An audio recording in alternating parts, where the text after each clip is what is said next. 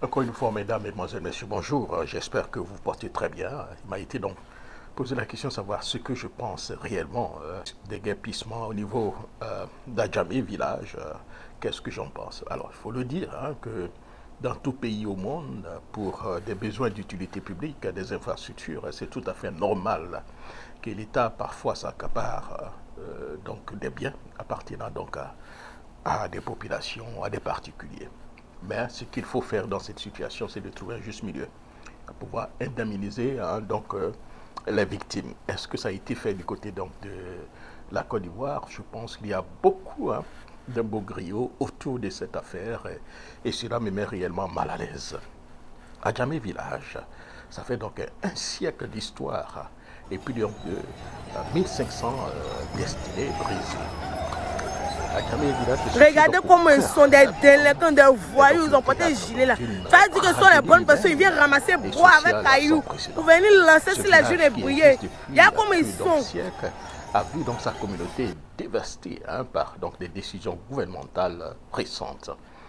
Environ 300 familles représentant plus donc, de 1500 personnes ont été brutalement déracinées, leur vie bouleversée. En un instant. L'indemnisation proposée par le gouvernement d'un montant total de près donc, de 4 milliards se traduit par à peu près 13,300 millions donc, de francs CFA par famille. Cette somme, bien que considérable, en apparence est dérisoire pour reconstruire une vie entière, effaçant ainsi un héritage de plusieurs générations. Parallèlement, un scandale donc de surfacturation de plusieurs milliards de francs CFA concernant donc l'aéroport de Korogo et autres, indiquant impliquant un ministère ivoirien et une société burkinabé a été révélée par donc, des journalistes. Malgré des preuves accablantes, selon certaines personnes, aucune action politique ou judiciaire n'a été entreprise. Cette juxtaposition d'injustice souligne une gestion étatique marquée par la partialité et l'indifférence envers donc, les citoyens les plus vulnérables. La population d'Adjamé, les habitants d'Adjamé, ne demandent rien d'insurmontable.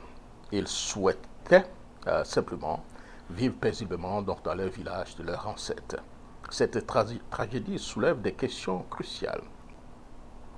Jusqu'à quand les bailleurs donc, de fonds internationaux et autres continueront-ils à soutenir donc, les régimes responsables de violations flagrantes des droits humains?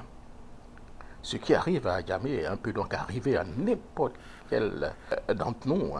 Combien de temps encore resterons-nous silencieux face à cette injustice? Très souvent, les gens dans l'opposition tiennent des propos sans pour autant penser à demain. Jamais penser qu'ils allaient certainement arriver au pouvoir. Et une fois arrivés au pouvoir, sont rattrapés par des propos qu'ils ont tenus donc hier. Imaginez-vous un seul instant ce qui se passe actuellement à Abidjan et précisément aujourd'hui à Adjamé. Si c'était au temps de Laurent Gbagbo, ou bien Rikona Bédié, le RDR aurait déjà dit qu'on cassait donc ces habitations parce que c'était donc des populations du Nord ou bien des étrangers. Ils allaient tenter donc de politiser tout comme ils l'ont toujours fait. Aujourd'hui, ils sont donc rattrapés par donc des propos. Écoutons si M. Cissé Bakongo, ce qu'il disait hier, et en fait, ce qui est en train de se passer aujourd'hui, c'est comme le jour et la nuit. Il va casser Joël Bruno. Il va casser bien sûr. Il va casser le grand marché. Il va faire tout ça. Et puis vous êtes assises là. Bon. Ceux-là, en fait, c'est parce qu'ils s'imaginent que les gens à qui ils parlent n'ont pas de cerveau. Parce que quand moi j'ai fini de casser tout ça, j'ai cassé tout ça. Maintenant je gère quoi? Les gravats et puis les deux cimetières. Il faut réfléchir un peu quand même. Il faut réfléchir un peu. Il faut que les gens réfléchissent un peu. En fait, quand ils parlent aux gens, à la limite, c'est un manque de considération, un manque de respect pour les gens. Non, c'est un manque de considération, un manque de respect pour les gens. Parce que si tu respectes les gens, si tu les considères, tu peux venir leur dire des choses pareilles. Si celui qui vient être élu, il va casser plus de la moitié de Koumassi. Cessez de nous embêter. Personne n'a dédommagé quelqu'un. Un État laisse toujours des traces pour l'argent qui décaisse. Vous êtes journaliste. Le président peut faire une faveur à quelqu'un. D'accord, il ne peut pas avoir de traces.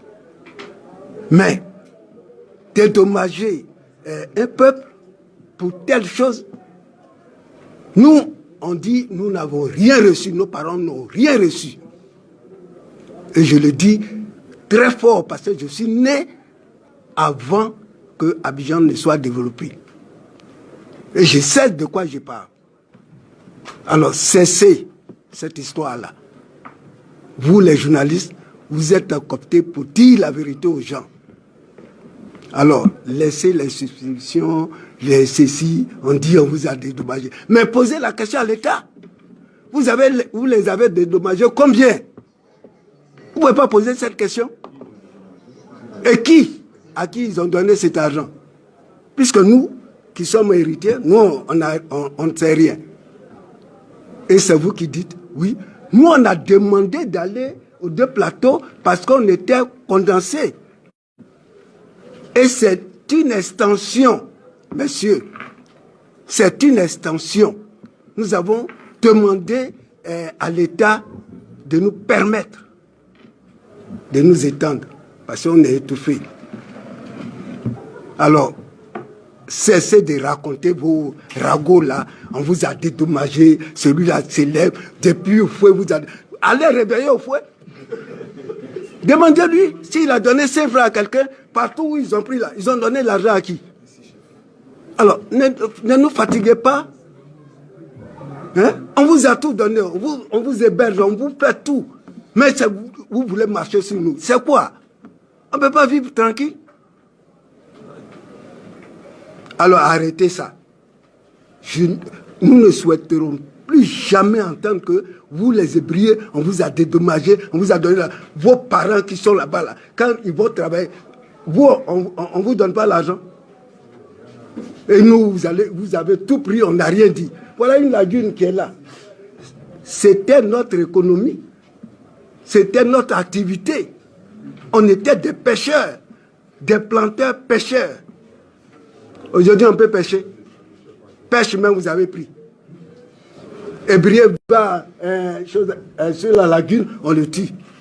Vous avez envoyé les Aouarans, envoyé tout le monde. Tu vas à la pêche, on te tue. Et vous êtes là, vous ne dites rien. Ça, vous ne voyez pas. Hein? Où est forêt? Vous dites, on mange à quelqu'un, on va planter manioc là-haut. Ça, vous ne parlez pas. Alors, arrêtez de nous embêter comme ça. Nous souffrons. Si vous ne voulez pas nous aider, ne nous aidez pas. Mais, de grâce, ne prêchez pas le faux. Pour dire à l'opinion publique ou bien à l'opinion internationale, pour dire que non, les Hébreux ont été... Mais prouvez, puisque nous, on n'a pas vu. Nos parents ne nous ont rien dit. Moi, j'ai assisté à la plantation où on a fait le cimetière Williamsville. Vous savez comment ça a été pris? On donne 10 francs par arbre fruitier. 10 francs par arbre. S'il y a colatier, c'est 10 francs. Il y a caféier, 10 francs. Il y a cacaoyer, 10 francs. Oranger, 10 francs. Et puis, vous êtes là, on a dédommagé. On a dédommagé. Arrêtez ça. Bon, moi, j'en ai fini. Vraiment, c'est un cri de cœur. Croyez-moi, tout pays qui se développe, il y aura toujours des déguerpissements. Mais pourvu que cela se passe dans la paix, dans le respect au sens stricto sensu des droits de l'homme, et surtout des deux côtés, que ce soit du côté des populations et du gouvernement, il faut qu'il y ait beaucoup plus de flexibilité, afin donc de faire avancer les choses dans la paix, dans le calme, tout en indemnisant les victimes. Merci.